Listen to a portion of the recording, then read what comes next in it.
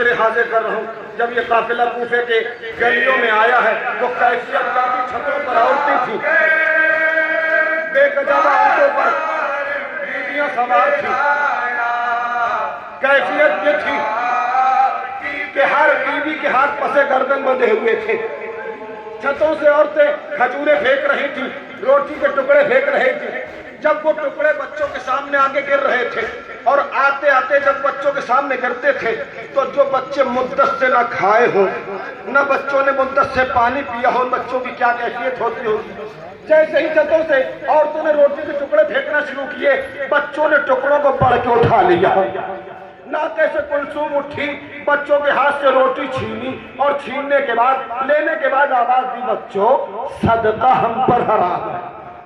औरतों से मुतवज्जो हुआ, औरतों तुम नहीं जानती कि सदका हम पर हराम है। किसी ने बढ़ के आवाज दी, तुम कौन हो?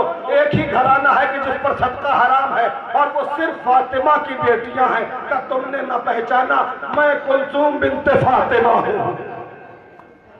बतौर खास समाप्त कीजिएगा। अगर सीने में दिल और दिल में हरारत है, थोड़ी सी भी हरकत है तो महसूस कीजिएगा। बेपर्दा शाम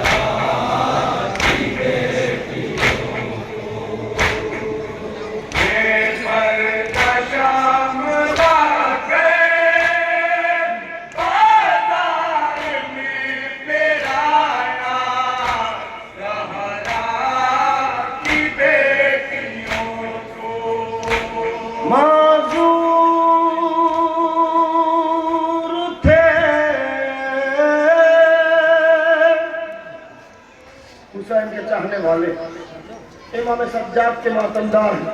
आप इंसाफ से बताओ कि जिसके हाथों को पसे गर्दन बांध दिया गया है, अगर उसके सर पर कोई अंगारा आके गिर जाएगा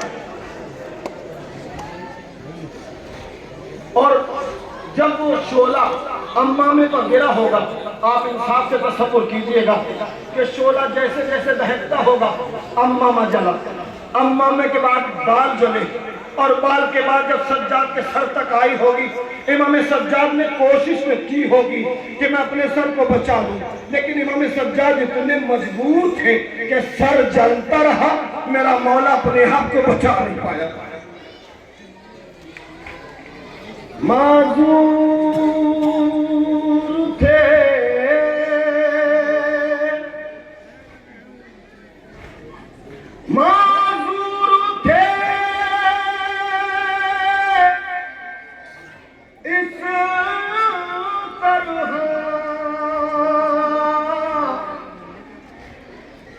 बचा पा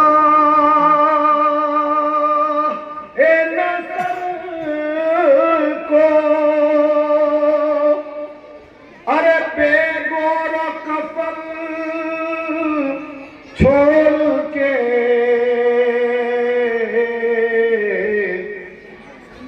आए हैं फिदा को।